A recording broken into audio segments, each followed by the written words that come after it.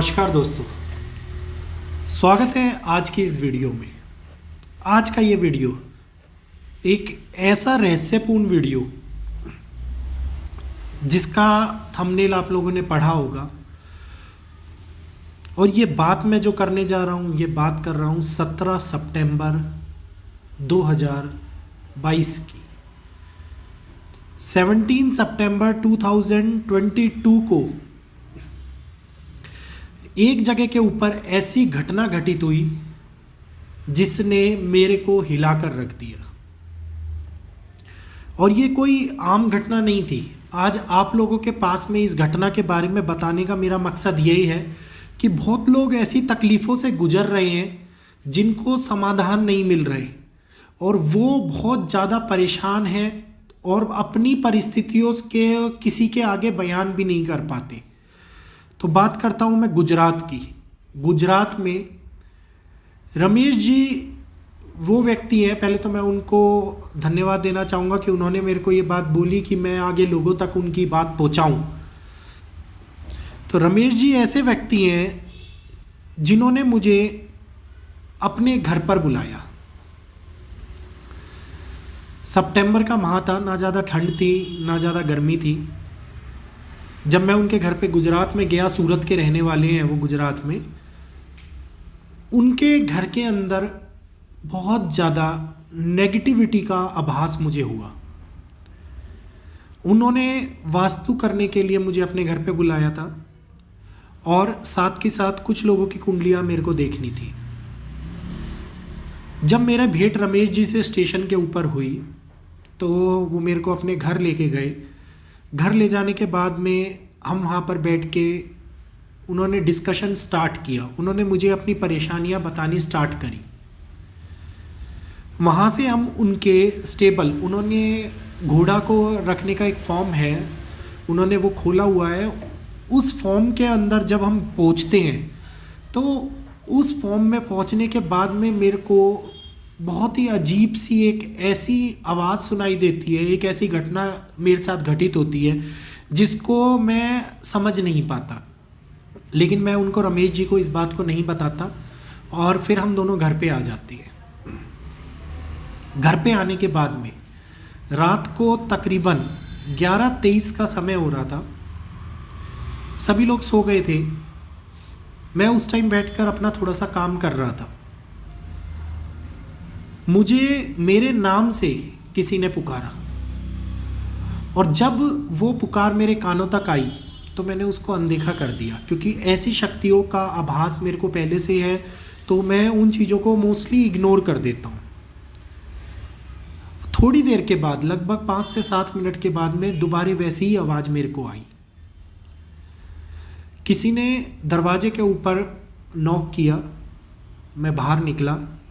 बाहर निकलने के बाद में मैंने देखा वहाँ पर रमेश जी की माँ खड़ी हुई थी, जो उनकी माँ है वो खड़ी हुई थी। और उन्होंने मेरे को बोला कि बेटा बेटा कह के संबोधित किया। उन्होंने बोला कि बेटा मैं आपको एक बात बताना चाहती हूँ जो कि हम लोगों की परेशानियों से जुड़ी हुई है।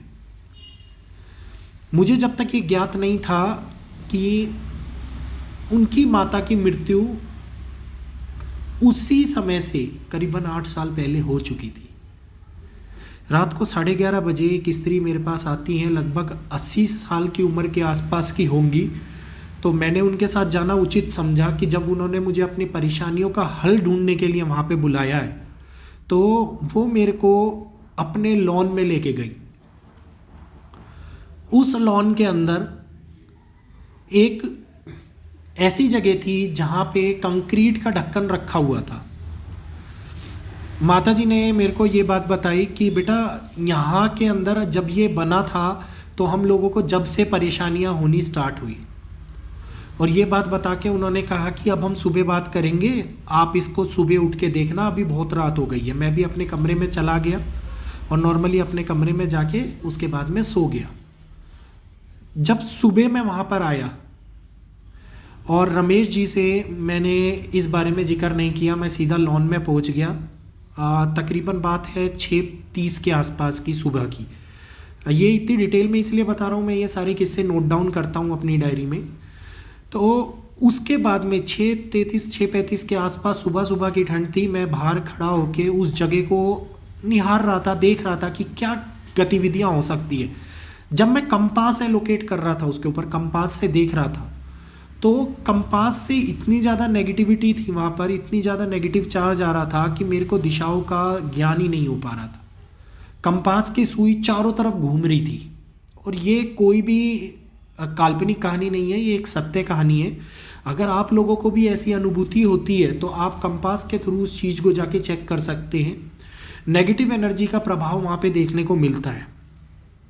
रमेश जी ने मेरे को कहा कि ये बहुत पहले एक कुआं था जो उन्होंने अपने घर के अंदर बंद करा दिया था, और अब यहाँ पर कुछ भी नहीं है, ये कुआं सूख गया था।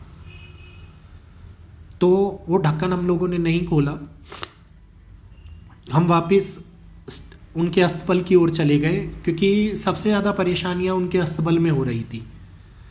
परेशानियां कुछ इस प्रकार की थी कि रात को वो घोड़ों को बांधते थे तो घोड़े अपने आप खुले मिलते थे, क्योंकि घोड़े जब खुले मिलते हैं तो वो अस्तबल से भागने का भी प्रयास करते थे।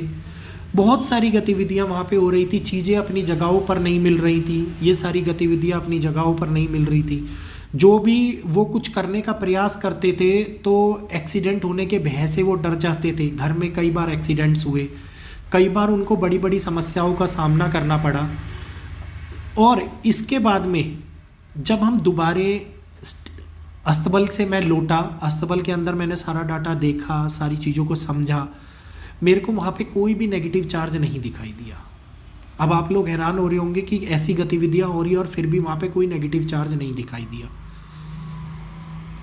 रमेश जी के घर के अंदर जब हम लोग आए तो मैंने घर का मुआयना किया।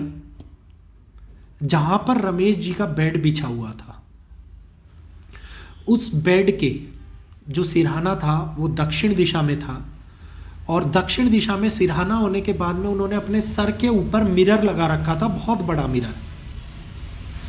यहाँ पे वास्तु दोष की उत्पत्ति हुई, और उस मिरर के कारण जो बाहर कुआं था उस कुएं की परछाई उस मिरर के अंदर दिखाई देती थी,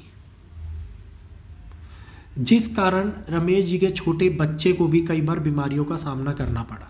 सारी बातें नहीं बता रहा हूँ क्योंकि कहानी आप लोगों को भय भी उत्पन्न कर सकती है, लेकिन जैसे ही रमेश जी का बेड हमने हटाया और बेड हटाने के बाद में उनकी ज़मीन के ऊपर हमने पैर मार के देखा, तो रमेश जी ने पैर मारा, पैर मारते के साथ में वहाँ पे बहुत तेज़ी से बहुत बड़ा गड्ढा हो गया, और गड्ढा भी कोई छोटा मोटा नहीं, करीबन 7 या 8 फीट गहरा गड्ढा, और ऐसा गड्ढा जिसमें अगर गिर जाते तो संभावना नहीं थी कि आदमी अपनी जान बचा पाता।